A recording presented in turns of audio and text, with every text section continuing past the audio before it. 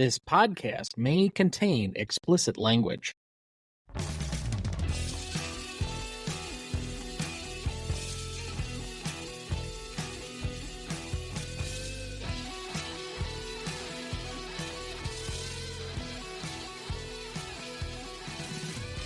Welcome to the Greatest Movie of All Time podcast, the show that uses a unique grading style to redefine what the greatest movies are.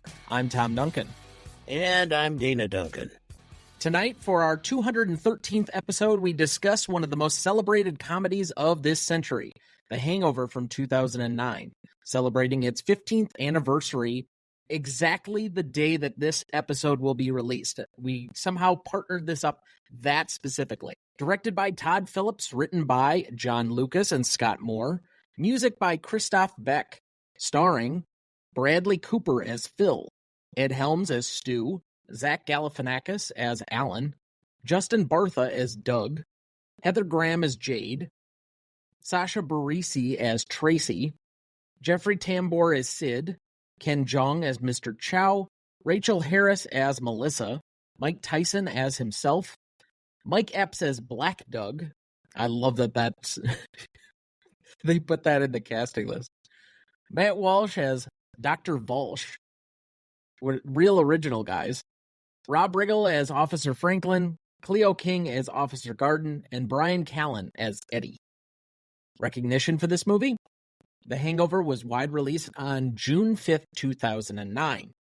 On a budget of $35 million, the film would go on to gross $469.3 million worldwide and become the sixth highest grossing film in the United States in 2009. It was also the highest grossing R-rated comedy until Deadpool from 2016.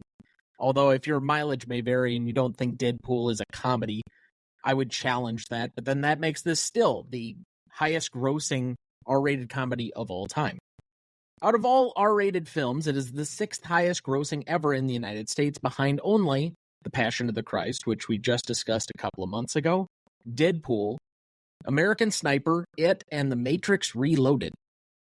The film was mildly popular among the critics, with some outright panning it, but it would go on to be included in the AFI's top 10 films of 2009, received numerous nominations among critics' circles and award circuits for its editing, screenplay, and for Best Comedy of the Year.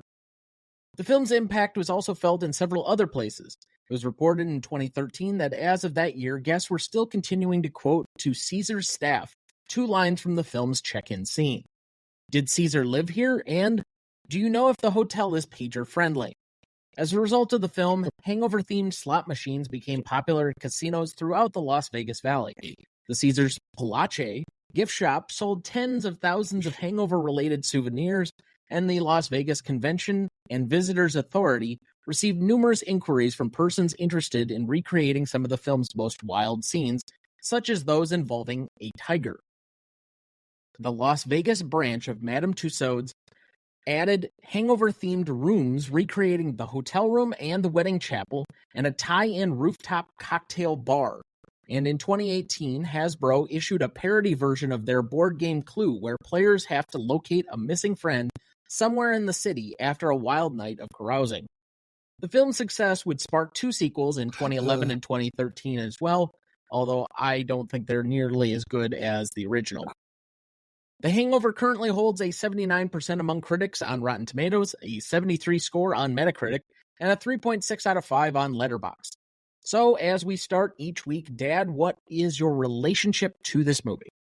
Boy, I'm going back. This is about the 5th or 6th time I've seen it. I had to go back and start thinking about when I saw it the first time. I think I had rented it. I think that's the first time I actually saw it. I didn't see it in theaters for whatever reason. And I thought it was hilarious and well done, and the premise and how it was set was great. So I specifically remember at some breakfast bar, some hotel breakfast bar that we were at. I think it was on our way to Miami that year, where all of us were sitting around and you brought out your New York Times on a Sunday and were astounded that this was like the #1 movie of the week, that it was doing gangbusters, that it was the highest rated R-rated comedy ever, and that this thing was like a juggernaut. And so it built up this anticipation because this was right around when I was between, I guess, my freshman and sophomore years of college. And I immediately made plans after I came back from vacation or whatever it was to go see this movie. And I went with my roommate. It is one of the funniest experiences I think I've ever had in a theater, experiencing that for the first time. But I was also high off my ass. He and I, because we went early to the, what is that, Cedar Creek Cinema in Wausau, Wisconsin, smoked a giant blunt before we went inside. And I was high off my ass, and it was one of the most entertaining, funniest things that I'd seen in my entire life. And nothing will live up to that first experience of watching this movie in theaters high off my ass. Okay. And thankfully, we're in a different cultural standpoint now where I can say that without really any fear of repercussion. Well, yeah, I guess. It's still not legal in Wisconsin, though. Yeah, but if you come down to Madison here, people are doing it out in the middle of the open and no one gives a shit. You can't walk 2 feet in this town without smelling it somewhere. Yeah. So then what is the movie about? It's a mystery and a buddy film, but with a twist. I would agree that it's a mystery film. But it's a mystery movie wrapped in a Las Vegas film, covered in a comedy. Because at the heart of it, really what the film actually is intriguing about is that it's a mystery. But it keeps you involved because it feels familiar with the buddy kind of aspect of a bachelor party and the raunchiness of it. And all at the same time has just a good-humored nature about most of what's going on in there. And then you have, I would say, one of the seminal comedic performances of the last 25 years. I can see your point. I don't know if there's really a Vegas film per se, but if there is, I guess this would be it. No, there's a Vegas genre of film. There's definitely a Vegas genre of film. Okay. All right, so that leads me to this. What is your wildest bachelor party story? Let's see. I'm trying to think of how many, or I thought about this and I was like, I think I've only been to 3 bachelor parties. Well, mine was the wildest. I had all my friends and groomsmen come down, and we were at your godfather's house. His wife and daughter stayed in town, and he hosted. And by 8:30, everybody was passed out asleep except for me, one other guy, and him. And so we watched movies. The best part of the story is, or the wildest thing was, that we went and got a bunch of adult cinema.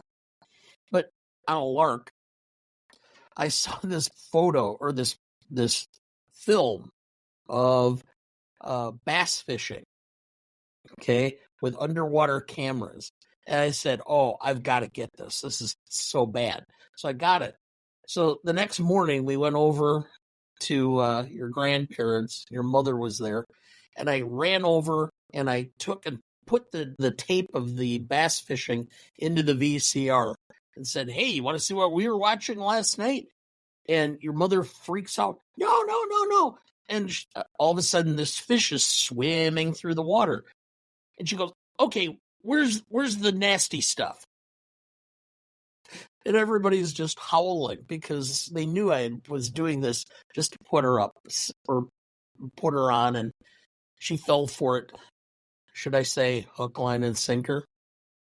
I think I've only been to 2 bachelor parties. And at both of them, I was technically the officiant for both weddings. I take that back. Technically, we did my brother-in-law's bachelor party, which was during the middle of the day, and we just sat day drinking at the office, which wasn't much of a bachelor party, but I guess it had to suffice. Anyway, I think the craziest part of either of those that I was at was my buddy Ben, who has come up on multiple occasions during this program. So he's a recurring figure. It was his wedding, and we were in the Dells, the Wisconsin Dells, and we went to one of the adult entertainment venues And we all chipped in to get him what I thought was going to be some type of show with a scantily clad woman of the female persuasion. It turned into this, like... There's a woman of the male persuasion? Why are you getting in the way of a good story? Continue. Anyway.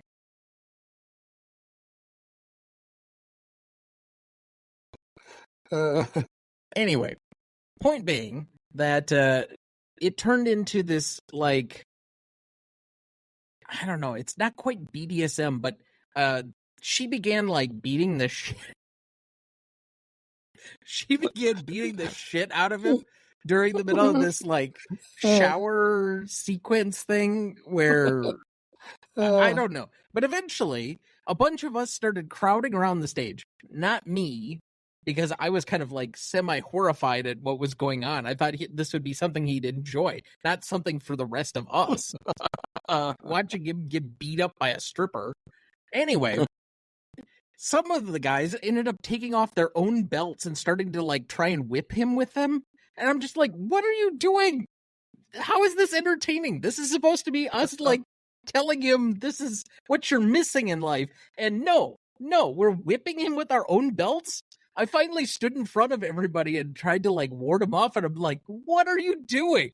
Okay. Was this at Wisconsin Dolls? No, at a place called Chubby's. Oh, Cruisin' Chubby's. Okay. Yeah. Yeah. Former criminal defense attorney. I know where at one time knew where every strip club in Wisconsin was. Because somehow or another, criminal activity tends to go on there. Having perused a few of these occasionally, I can understand why. So, the only time I was in Las Vegas was, I want to say, 2000? 2001? You were only with us one time? Well, I haven't been to Las Vegas since. Okay, I don't think you've been to Las Vegas since. Oh, yeah, I've been there twice since. For what reason? Oh, once was a convention, and once we were on vacation, and we went through Las Vegas again later. So I've been on vacation with whom? Because as far as I can remember, Las Vegas. The first time was a convention. Then I went with you, and then we were with the kids, and we went on another vacation later on. So I know I've been in Las Vegas at least 3 times. Okay. Well, I can understand 3 times, but I just don't know on what other vacation you would have gone on that you were in that area of the country. It's not like you're going out to California very often. But regardless, the point I was trying to make is I haven't been there since I was 10 or 11 years old and was tried to be forcibly removed by a security guard who had literally nothing else to do than to try and kick us out of the buffet because we might possibly go gamble. And we weren't 21. Well, that was the price of, what was it, like $8 steak and lobster or whatever the hell it was. Yeah. But I couldn't enjoy anything more than the $8 steak and lobster in Las Vegas and some of the things like the disappearing pirate ship at Treasure Island or is it like a volcano scene at the Mirage or whatever? Yeah. There was not a lot of wholesome things that children can do at 10 or 11. And I have not been back. So I ask you as someone who has at least visited as an adult, is Las Vegas actually fun? Yes. First time I was there, it was on a convention. They sent your mother worked for Quick Trip. She had to be at her store when she was normally working at 5 o'clock in the morning. And we spent 5 or 6 days in Las Vegas, and we were out until 4 or 4:30 in the morning every night. And, that was the time we were getting up when we were home. So then we would come back and we'd sleep for about 4 hours. Then we'd get up and have some lunch, do some things, and then come back about 2 or 3 o'clock and sleep for 2 or 3 hours, and then get up and have a late dinner and go to shows and stuff. I had a ball just sitting and watching gambling. I would sit near a high stakes table with blackjack and watch people drop $1,000, buck chips into the pot like nothing. I mean, this is 1993, I believe. So not only was $1,000 worth more then than it is now, I had very little money to my name at that time, and seeing that kind of gambling was rather entertaining. But we met up with a couple or became friends with a couple, and we just had a ball doing all kinds of stuff that I'm going to leave in Las Vegas. So are you ready to give some more background on the film for us? Do you have a plot summary ready? I do. The Hangover is a raucous comedy that transforms a bachelor party into a riotous odyssey of misadventures. Directed by Todd Phillips, the film opens with four friends heading to Las Vegas for a night of celebration, only to wake up the next morning with no memory of the previous night's events. What follows is a frenetic quest to piece together their fragmented memories and locate their missing groom. The Hangover is more than just a series of outrageous gags. It is a cleverly constructed comedy that finds humor in the extremes of human behavior. While it may not delve into profound themes, it excels in delivering sheer entertainment, making it a memorable entry in the genre. Thank you. Did you know? No effects or prosthetics were created for Stu's missing tooth. Ed Helms never had an adult incisor grow, and his fake incisor was taken out for the parts of filming where Stu's tooth is missing. Did you know? Mike Tyson originally refused to appear in the film, but he changed his mind when he found out that Todd Phillips directed Old School, which Tyson liked. Mike Tyson revealed that he appeared in the film to fund his drug habit, and that he was high on cocaine when he filmed his scenes. Tyson later said that working on the film convinced him to change his lifestyle, and in real life, he owns 7 tigers. Wow. Okay. Did you know? Ken Jeong's wife, Tran, was battling breast cancer and undergoing chemotherapy treatment, which was difficult for the family as Ken was shooting the film in Las Vegas. Bradley Cooper personally drove Ken to Los Angeles so he could be there for his wife. Cooper invited the couple to spend the holidays with him and his family. Ken said, "It got me through the most difficult period of my life." Tran was declared cancer-free after the film wrapped. Did you know?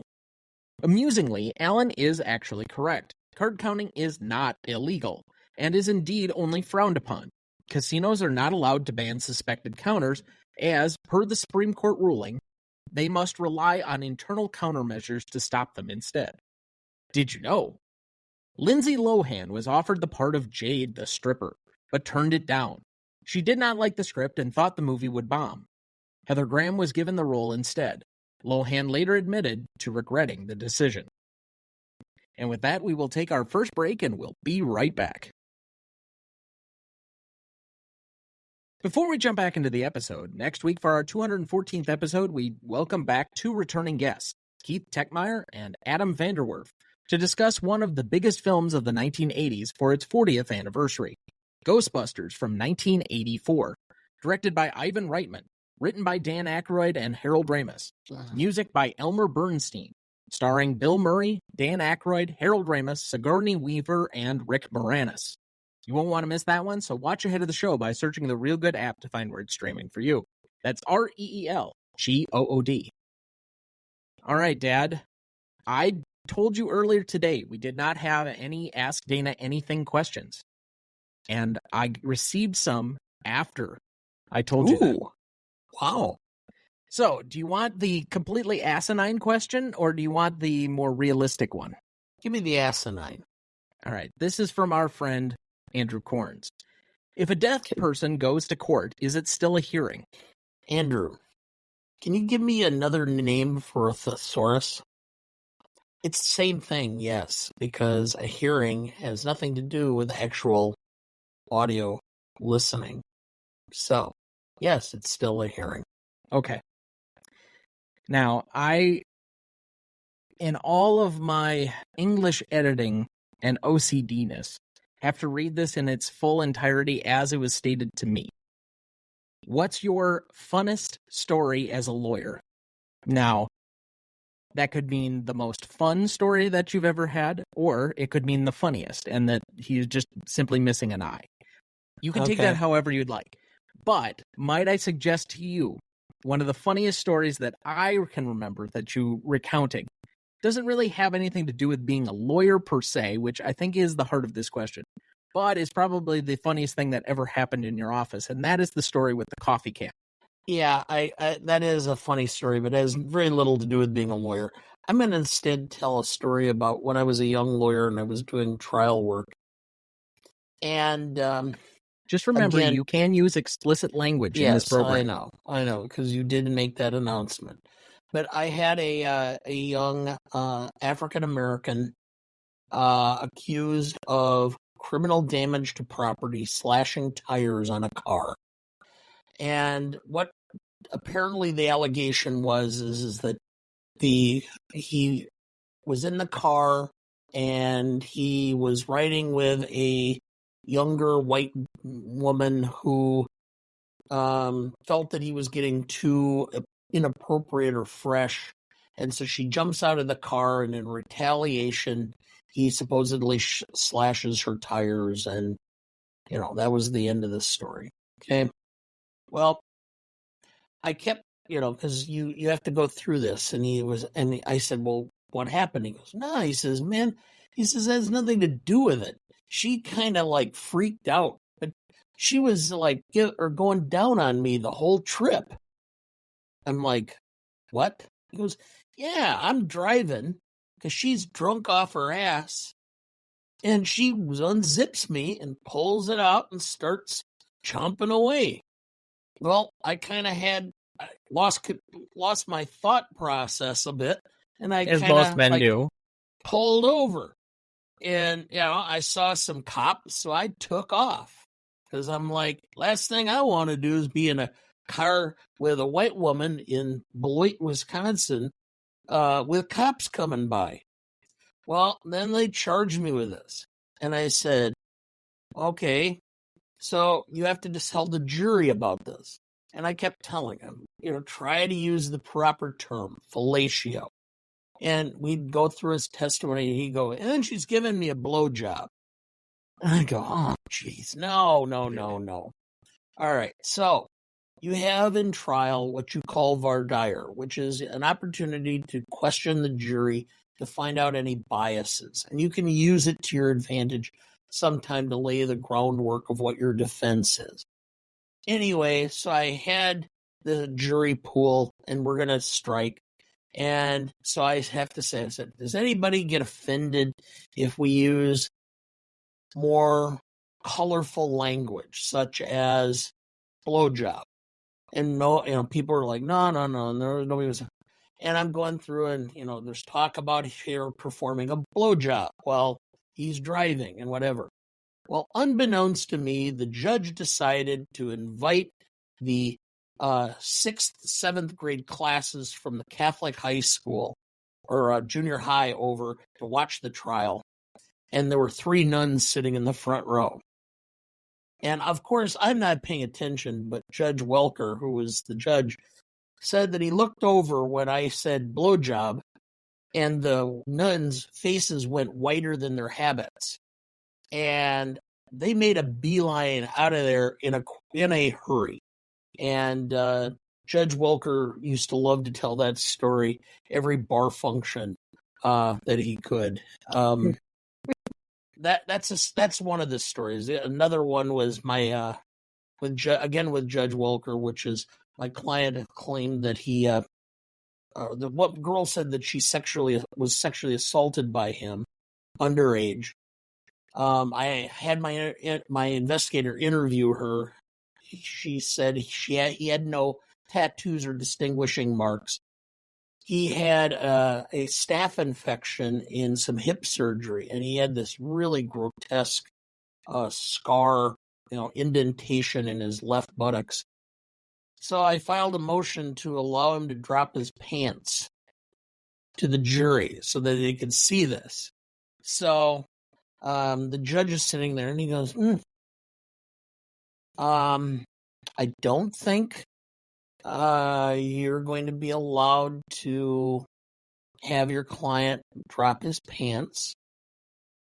If you would like, what I will do is we'll have some photos taken, and then we can publish them to the jury. In other words, we hand them out and the jury can look at them. So that's what I'm going to order. So he does. And I drive back to my office, which is about 10 blocks away, and I walk in the door, and my senior partner comes down. He goes, "Did you file a fucking motion to moon?" He said, "Jim Wilker just called me, and he can't stop laughing. I had to ask him to repeat the story 5 times before I understood that you filed a fucking motion to moon the jury." Yeah, that's a decent one too. Yeah. So those are 2 of them. But okay. All right.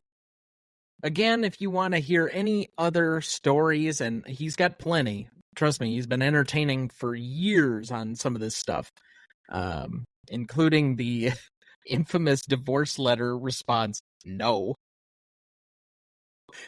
You can send your questions to greatestaltimemoviepodcast@gmail.com. Find us on YouTube, Instagram, X, Letterboxd, or TikTok at the handle @GModePodcast. Or you can visit our website, RonnieDuncanStudios.com/GModePodcast to submit any questions you would like through any of those. And we do respond to DMs. So thank you to our fan for submitting that question, and we appreciate it. So we left off at best performance. Who do you have down? Zach Galifianakis. Yeah, this is a dead number 1 with a bullet. He makes the entire movie. Oh, I know. He is so good. Like, he is by far, if you were to have an MVP award for The Hangover, he gets it every day of the week and thrice on Sunday. Yeah. And if you watch any of his acting or shows or any of his stand-up, everything is that deadpan humor that's just absolutely...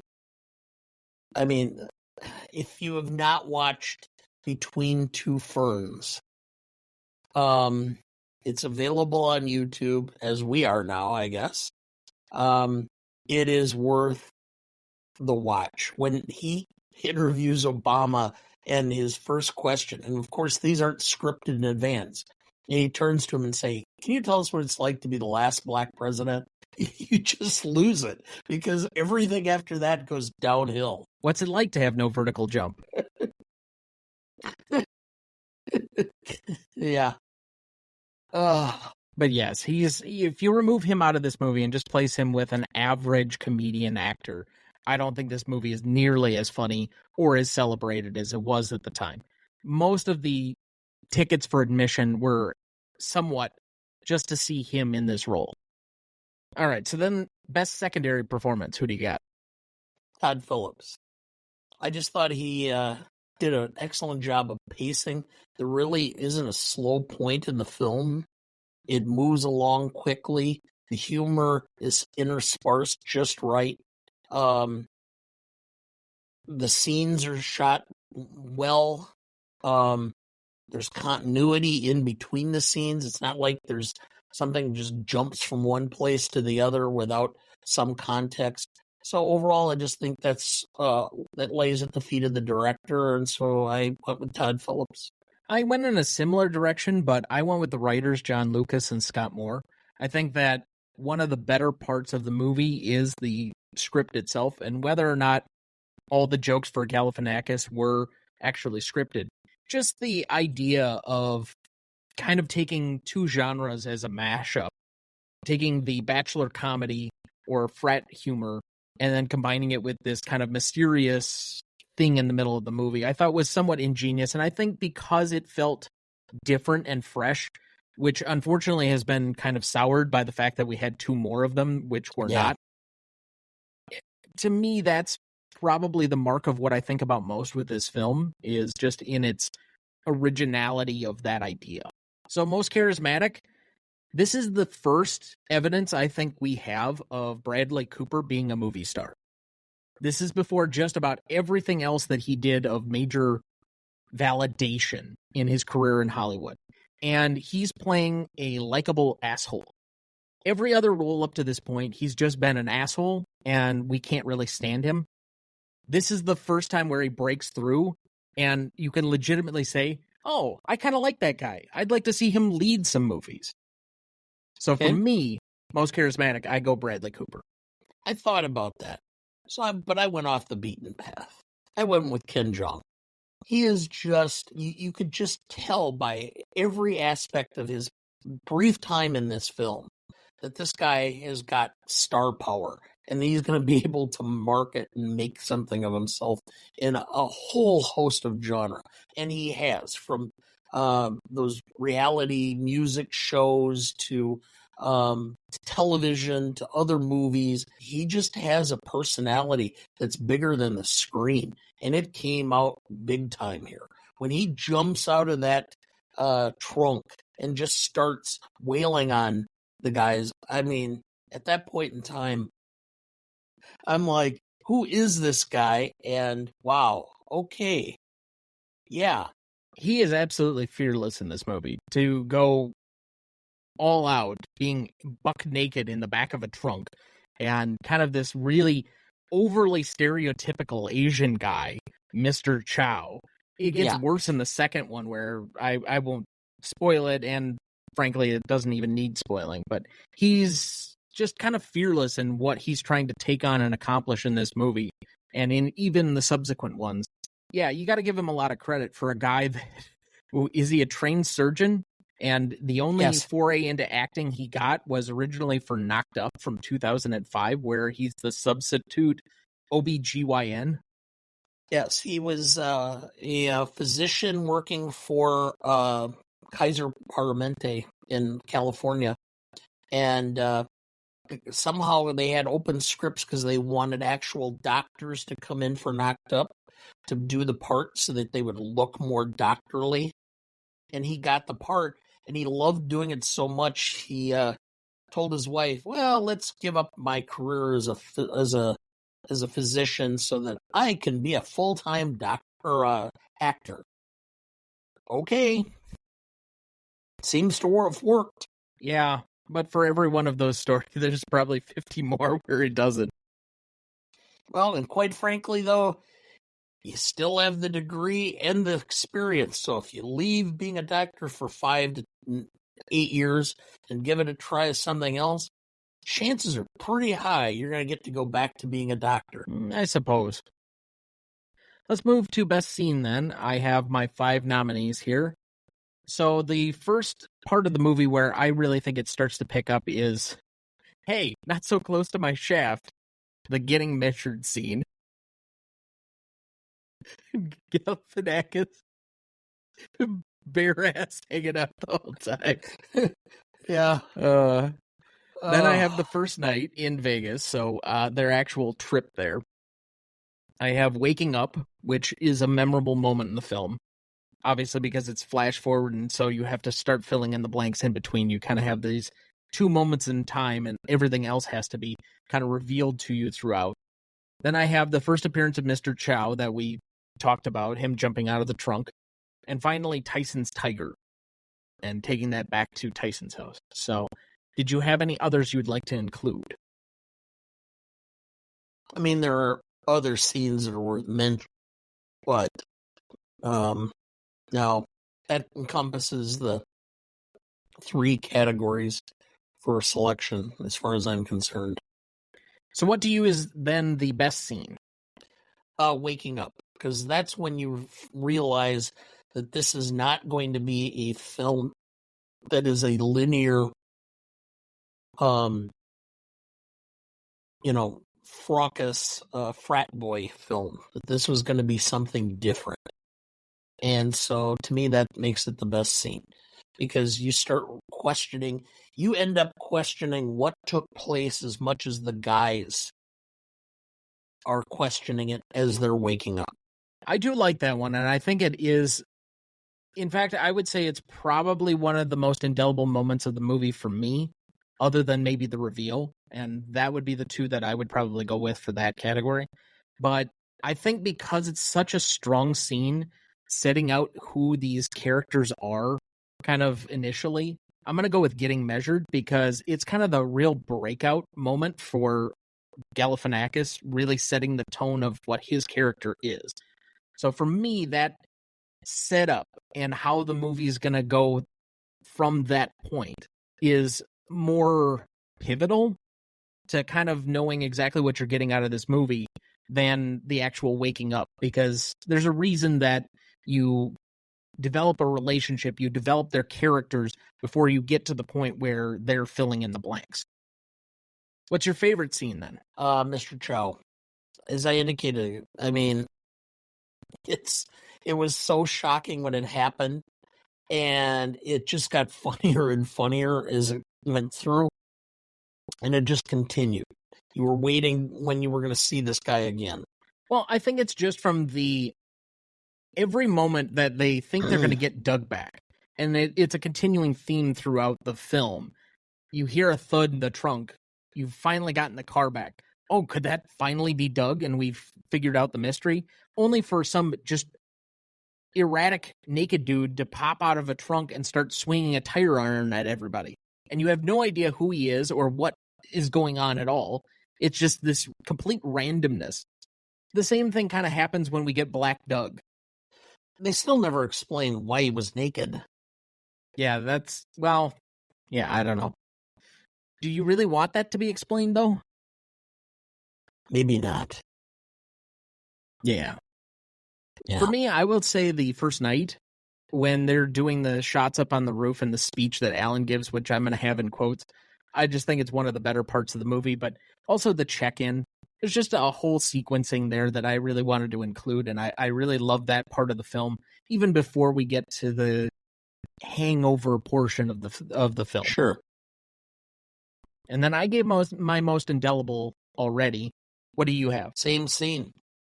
It's the one that I remember. Him just absolutely popping out of the trunk, and you're going, I remember watching this the first time and going, what the fuck? And this is another reason why I gave my nod to Todd Phillips, because you were as confused as to what was going on as the guys were. Certainly.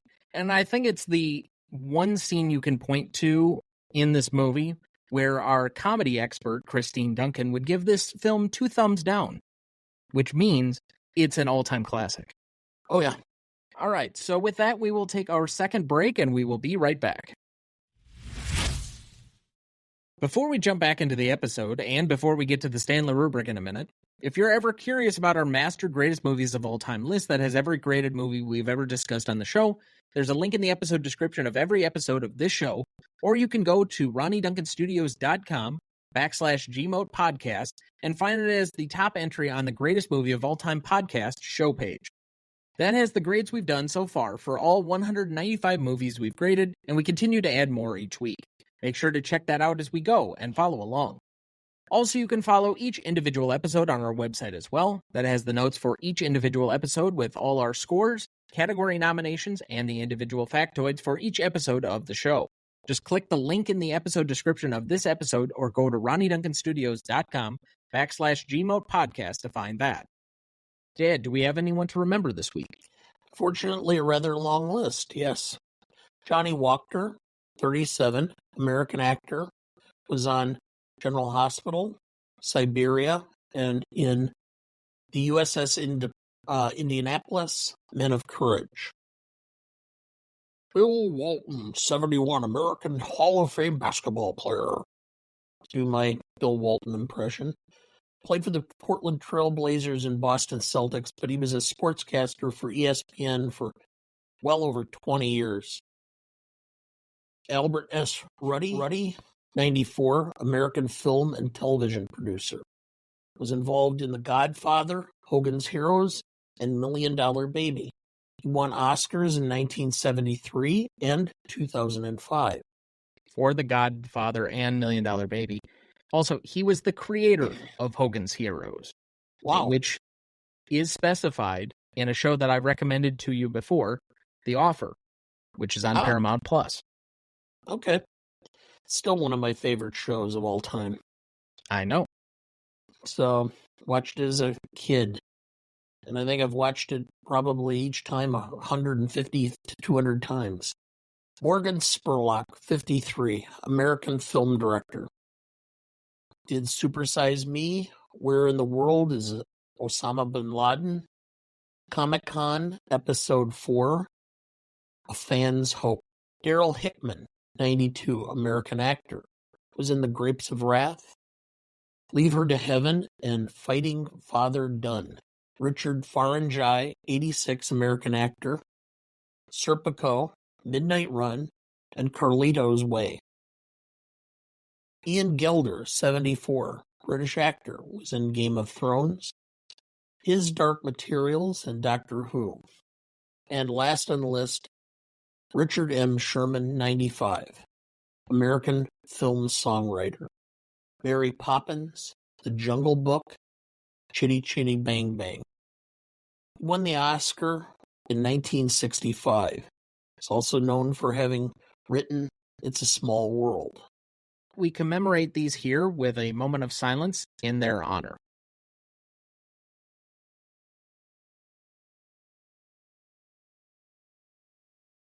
Thank you. And now the awkward transition to Best Funniest Lines, where all of these will just be awful. Let's start with just a banger of one. Stu Price. She's got my grandmother's Holocaust ring. Alan. I didn't know they gave out rings at the Holocaust. Alan. What if Doug's dead? I can't afford to lose someone close to me again. It hurts too much. I was so upset when my grandpa died. How'd he die? World War II. Died in battle? No, he was skiing in Vermont. It just happened during World War II. Alan. Can I ask you another question? Sure. You probably get this a lot. This isn't the real Caesar's Palace, is it? What do you mean? Did Caesar live here? No, I didn't think so. Alan, do you know if the hotel is pager-friendly? Alan, one of the side effects of roofies is memory loss. Stu, you are literally too stupid to insult. Alan, thank you. Alan, hello, how about that ride in? I guess that's why they call it Sin City. You guys might not know this, but I consider myself a bit of a loner. I tend to think of myself as a one-man wolf pack. When my sister brought Doug home, I knew he was one of my own. And my wolf pack, it grew by one.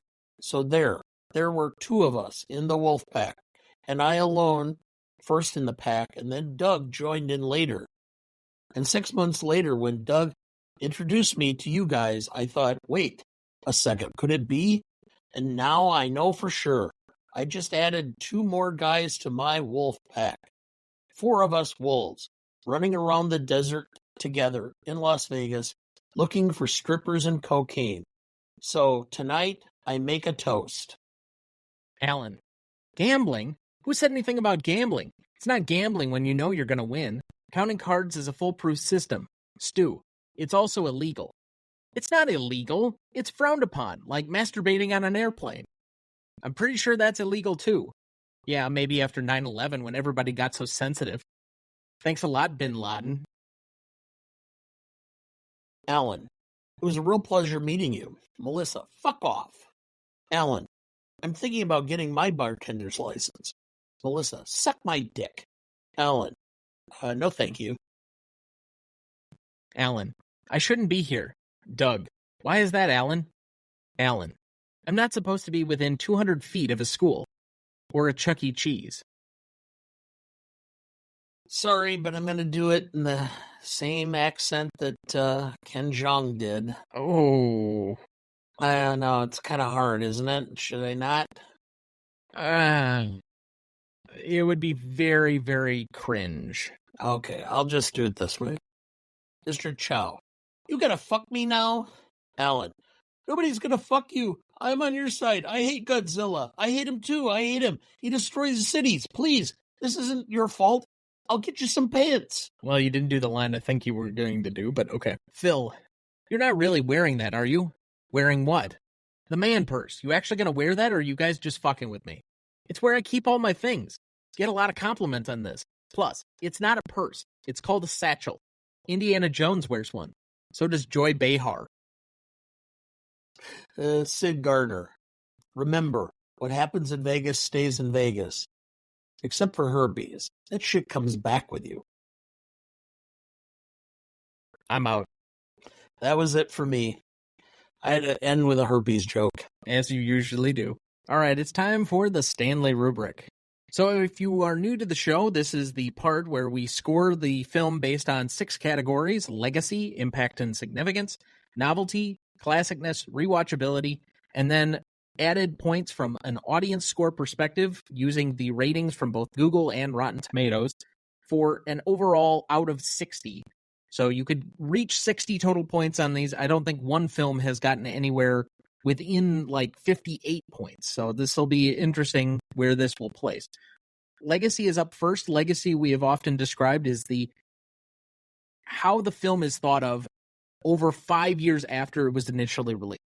So now this film is roughly 15 years old after the release of this episode. And with that, we would take roughly the last 10 years into account. We also split this category between the considerations for the industry, so Hollywood itself, and then the audience at large. So, with that, Dad, would you like to go first or second? I'll let you go. So last week I introduced a couple of new, I would say, rubric scoring kind of categories for legacies for consideration. So on the industry side of things, this is not a film that's going to be taught in film school. It's not on the must-watch films of most critics and or industry practices were changed as a result of this movie. In fact, I would say this is the last really successful R-rated comedy or anything of the frat comedies of that generation. This probably killed, especially with its subsequent sequels in 2011 and 2013, any chance of this, I would say, the comedy era, the Will Ferrell, the Adam McKay, the Judd Apatow era of comedy from the 2000s. This was probably the last vestige. Yes. And so with that in mind, I do think that it would come down somewhere in a certain amount of respect from the industry as to what it accomplished. Again, it's kind of high up on the charts of R-rated comedies, R-rated films of all time. So there has to be a kind of begrudging respect. You also have to bring into account Bradley Cooper made his career off of these films, specifically this one. He became a much bigger star. He became a household name. He's now what I would consider an A-list star. Galifianakis went on and had a much bigger career as a result of this. I would say the only one out of the 3 primary trio of people that really has not had a great career post the Hangover movies is Ed Helms, where I've seen almost everything that he's done or put out, especially since The Office, has pretty much been a giant flop. So with that in mind, I think I have to give it about a 4 for the industry. I can't go probably too much higher.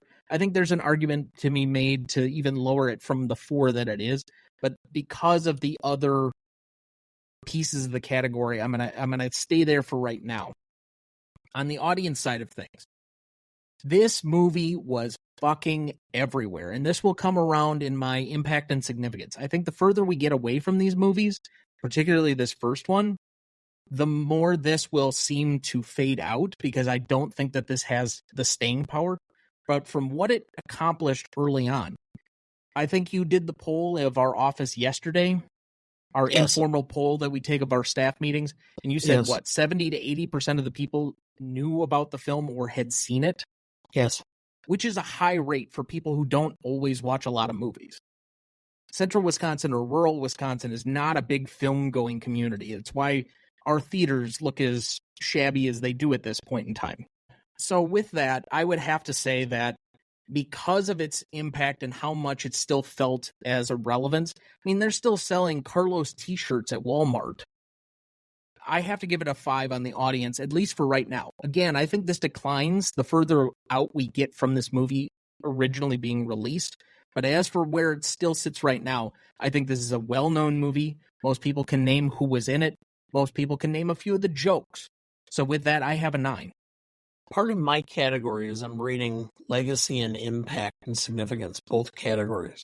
I'm taking into account twofold, which is the artistic aspect and the entertainment aspect. And I'm trying to weigh them equal parts. And so I agree with your 4.0 for the industry, based upon the reviews and the fact that there were multiple films made and all this. Okay. But I think this film has lost some of its luster because once you saw it, this isn't a film that you're going to go back to over and over again because you know the twist in the film. So I don't give it the same high level you do of a 5 for the public. I'm going to go with a 4 for the public and go with an 8 overall. I think it's fading more quickly than you think. So with that, we will average the scores, and that it would be an 8.5 between the two of us. Impact and significance. Take everything that I said from Legacy and only add probably another half point for the industry side of things, just because in the immediate aftermath, Galifianakis was becoming a huge star. He got so many other opportunities to do stuff. Bradley Cooper becomes a bigger star. He starts getting in more stuff. He got specific A-list offers. He was in American Sniper, which is one of the few films that we mentioned is one of the giant R-rated films that had a higher box office than even The Hangover. You get 2 more sequels that are on the backing of this, and no matter how bad they were, in our opinion, they were still greenlit because they were still trying to capture lightning in a bottle from this original one. So I have a 9.5. I'm going to go 4.5 for the industry and 4.5 for the public. Again, taking into account it was the 6th highest grossing film of the year for the public. And I would agree that the fact that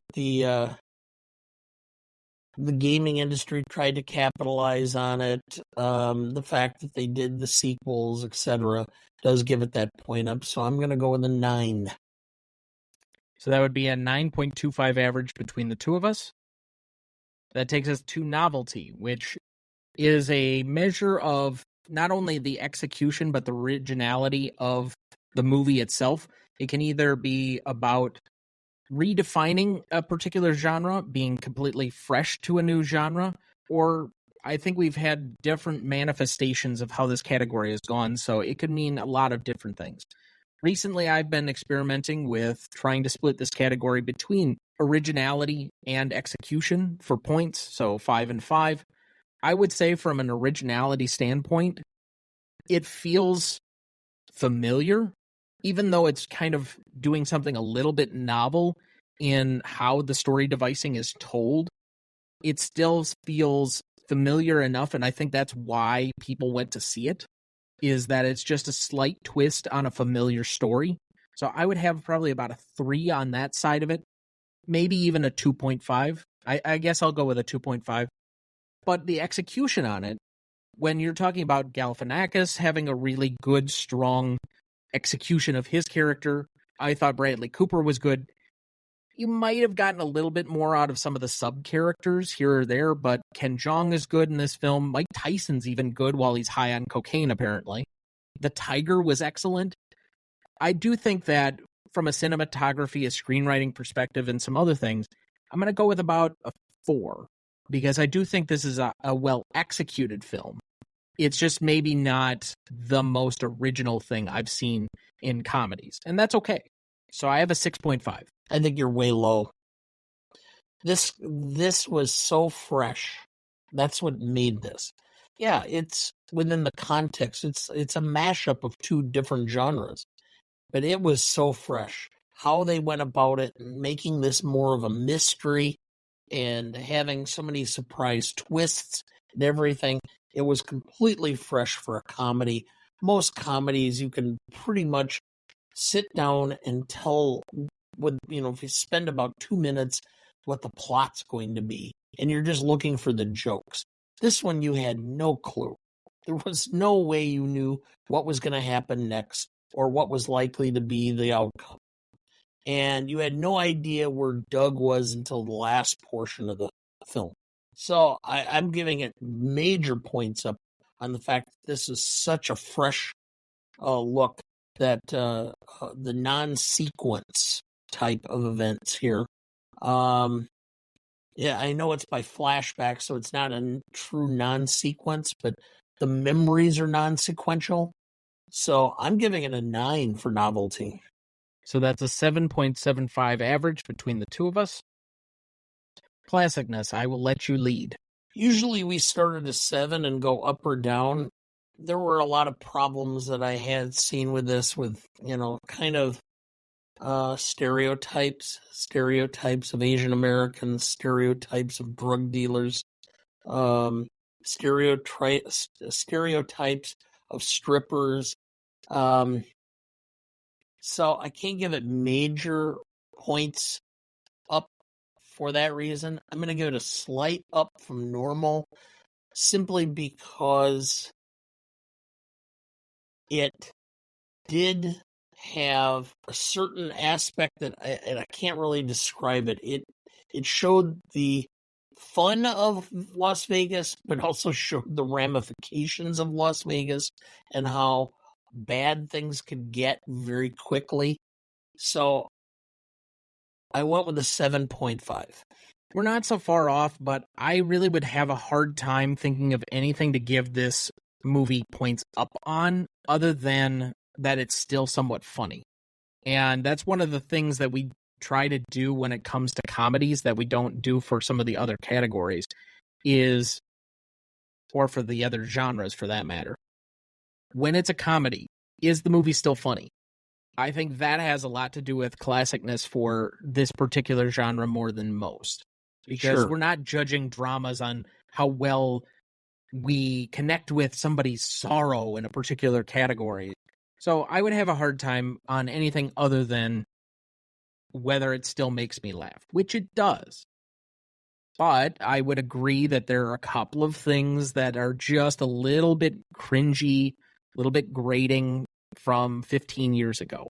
Such as 15 years ago, the use of a particular derogatory F word towards the LGBTQ community would not be met well. I understand this is a frat comedy, but given that that's one of the, I would say, seminal jokes of that scene, it's a little jarring and a little striking in this modern era when 2 years later, I think it was, we had such a sea change among what I guess the popular thought was towards the LGBTQ community. Also, I would agree that there are certain stereotypes in this one that are a little bit overplayed for comedic effect, of course. But I would say that with that, I would maybe give it a point up for being still funny, but I would take that point away for all the other small comments I'd have. So I'm at a 7. You need help with the math? Sure. I believe it's 2 or 7.25. I believe you're correct. Okay. Putting that great education on the line there. All right, rewatchability. So I, again, proposed a couple of rubric systems with rewatchability. We have been traditionally now, over the last year or so, been using our Kieran B test. And with that, we split this category into 2 parts, whether you would put it on of your own volition, which I think takes more importance in the streaming era, and whether you would leave it on. And I guess we had him raise this question last week over the fact that people from the non-cable era, the cord cutters, the, I don't know, what would you call them, Zoomers at this point, don't really know what the cable era is, where you'd flip on TNT or TBS and find a movie of the week on a random Saturday. That just doesn't really happen anymore. So I guess the best way that I can put it is now it seems every individual streamer is playing previews for things. And so if they have it in your primary screen of suggestions and you happen to scroll over it and you play the preview and then you just let the preview go into the actual movie and start playing, to me that would be kind of like leaving it on, or at least as close as I could possibly get to leaving it on. So with that, with this particular movie, I don't know if I've watched it in several years, and I really haven't felt the urge to go back and watch it. Even though I find it funny, I think this is one that would be on the 3 line for me. One that I would return to every few years or so. But it's not an every year thing, and it's definitely not something that I'm just going to put on when I'm sick or whatever else, even though I know the plot. It's just not that kind of movie for me. As far as leaving it on, if I stumbled across it on HBO or something else, I'd probably watch a few scenes, but there are some pieces of this movie where I'm just not as invested from scene to scene to scene. So again, that's probably about my 3 range. So I have a 6. I'm not far off. I'm thinking I came in at the 6.5 range. And when I'm thinking about, would I turn it on? I might. But it has to have a period of time. Because the jokes are funny when you don't know they're coming. And if you watch this too regularly, it's just not going to be as funny.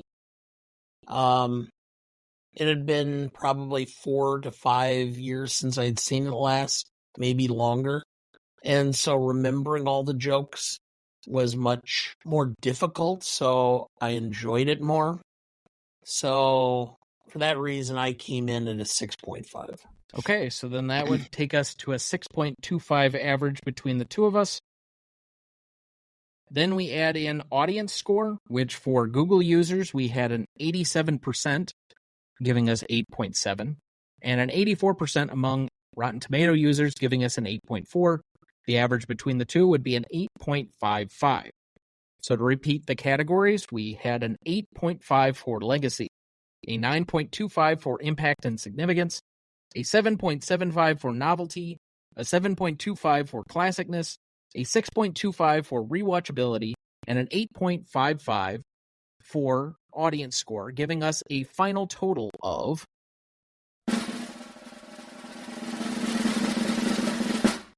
47.55.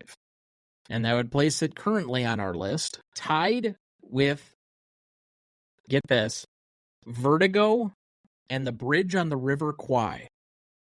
Wow. Okay. I could just hear the film bros' heads explode, particularly our friend from last week, Karen B.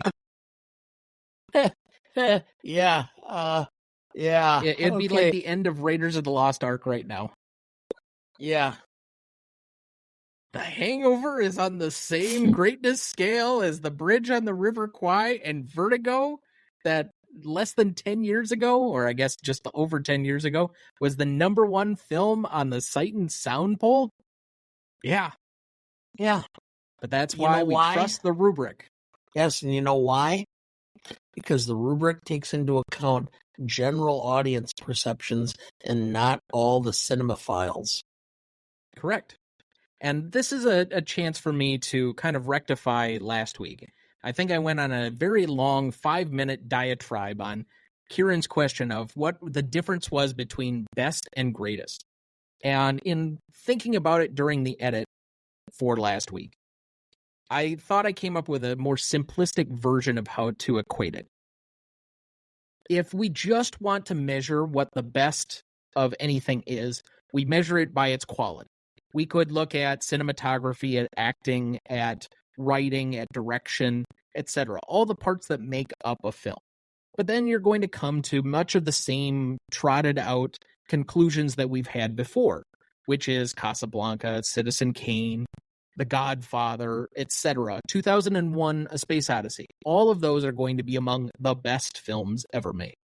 But what we're trying to account for is all the peripheral perceptions, the audience perspective, not just the industry perspective, but the audience as well. So we kind of have the critic's perspective, but how many people that are just, as I put it last week, normal people or normies that are going to go out and watch Citizen Kane? It's just not going to happen. Movies that are more impactful for them are going to be The Hangover or Ghostbusters that we're doing next week.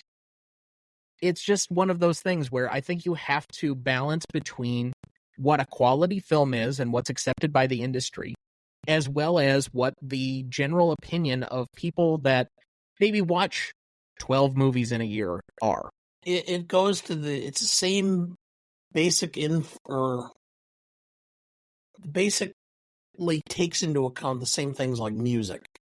There's going to be people who say that only classical music is great music, everything else fails. But you have to take into account popular perceptions and tastes into it, and what people in general like, because ultimately that's what's going to tend to be successful.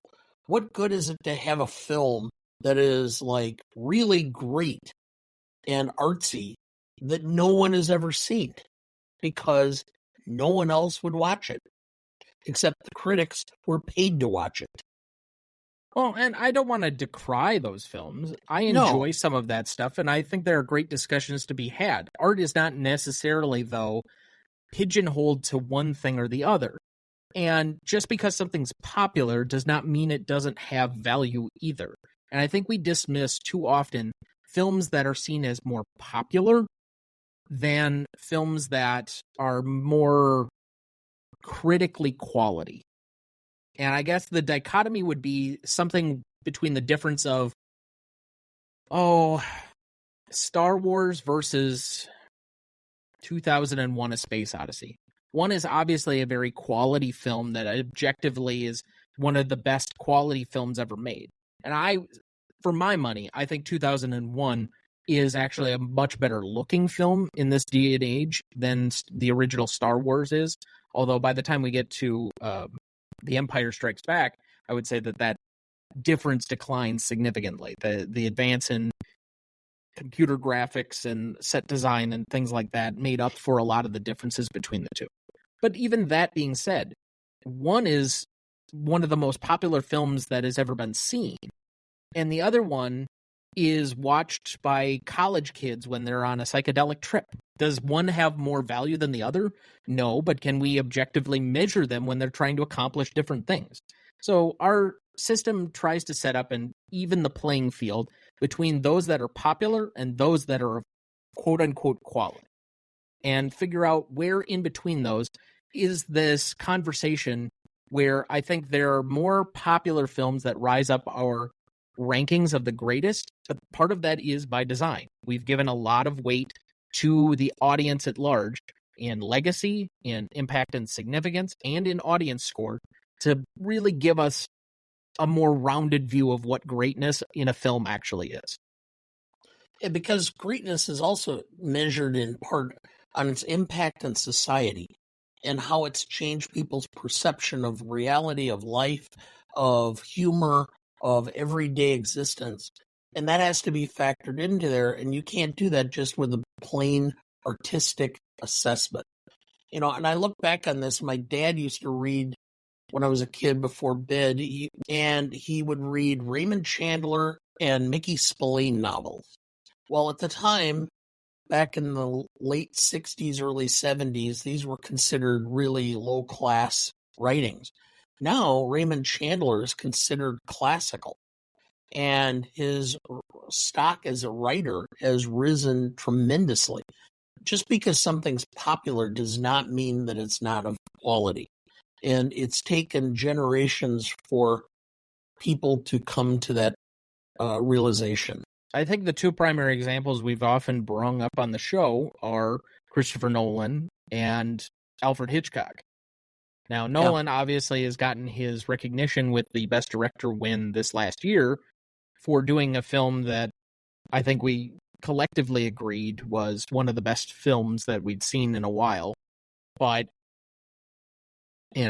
Hitchcock never quite got his respect in the same way.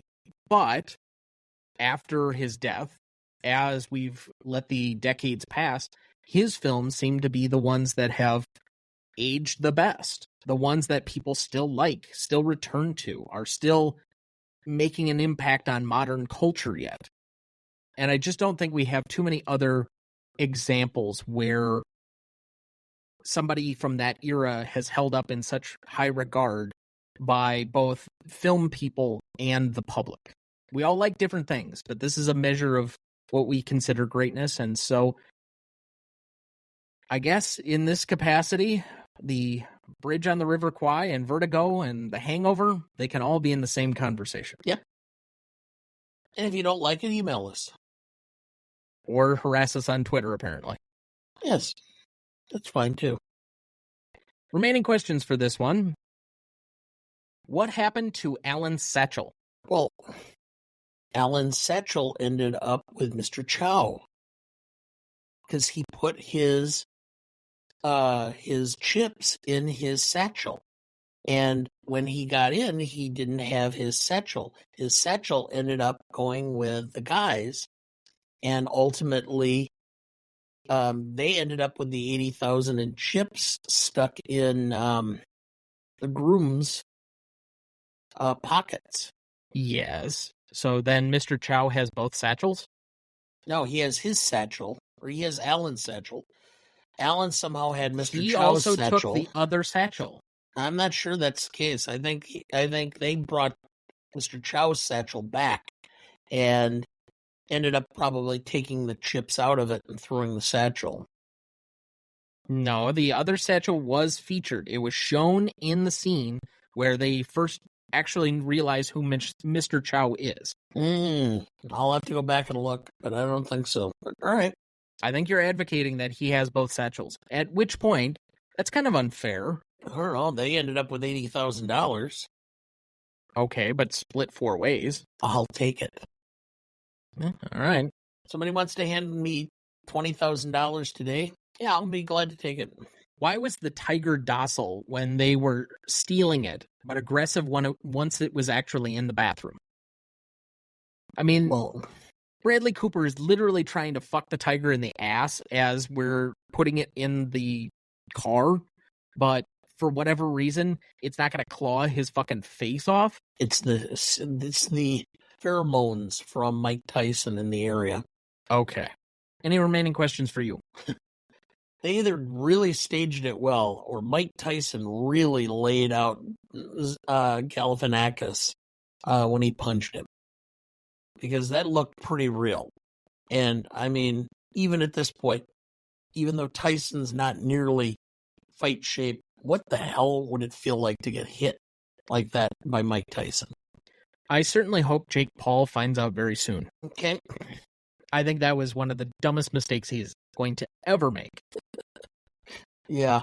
Okay. I forgot about that. When is that supposed to be coming up? I have no idea. I just want to see the clips of Jake Paul getting his ass pummeled. I only wish it was UFC so he could continue beating his face in on the ground. I hate Jake Paul. Is this going to be on a pay-per-view? I think so, yeah. Ooh. Don't bother spending the money. It's useless. That fight will be over in 30 seconds. Yeah, but it would be such a great 30 seconds. I have to think about it. It will live in perpetuity on the internet. Sure. Just saying, I don't have to waste my time with that. Okay. Remaining thoughts for the week? No, I really don't. I haven't been able to get to a theater lately because of scheduling and holidays, and I haven't had a chance to sit down and watch anything new or fresh. So, no, I don't have anything. Okay. I don't really have a whole lot to say other than the gross format of the show is going to be adjusting, more or less. As of this recording, the next 12 episodes that we're going to be doing, or I guess 11, currently have at least one guest, and most of them have 2. So we're going to be invaded very, very soon. I know we've been doing a lot of the 2 of us so far this season. That will not really be that will not really be the case going forward for the rest of the season. So if you're just used to the 2 of us by ourselves bantering, well, this will be a slightly different show from that going forward.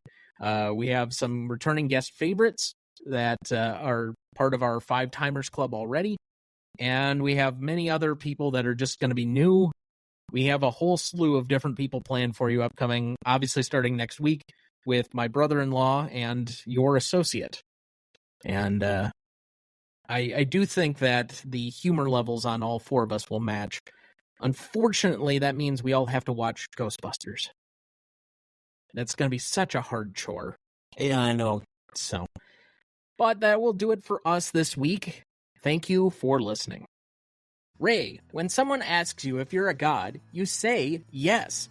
Next week for our 214th episode, we welcome back two returning guests, Keith Techmeyer and Adam Vanderwerf, to discuss one of the biggest films of the 1980s for its 40th anniversary, Ghostbusters from 1984, directed by Ivan Reitman, written by Dan Aykroyd and Harold Ramis, music by Elmer Bernstein, starring Bill Murray, Dan Aykroyd, Harold Ramis, Sigourney Weaver, and Rick Moranis. You won't want to miss that one, so watch ahead of the show by searching the Real Good app to find where it's streaming for you. That's REELGOOD. Please like, follow, rate, and review, or whatever on whichever platform you have so that more can join in on our fun. You can also email the show at thenewRonnieDuncanStudios.com or at greatestalltimemoviepodcast@gmail.com. Or find us on YouTube, Instagram, X, Letterboxd, or TikTok at the handle @GMODPodcast. The Greatest Movie of All Time is a production of Ronnie Duncan Studios. Our show is mixed, edited, and written by Thomas Duncan. Our music is thanks to Purple Planet Music. Our technical provider and distributor is Captivate FM.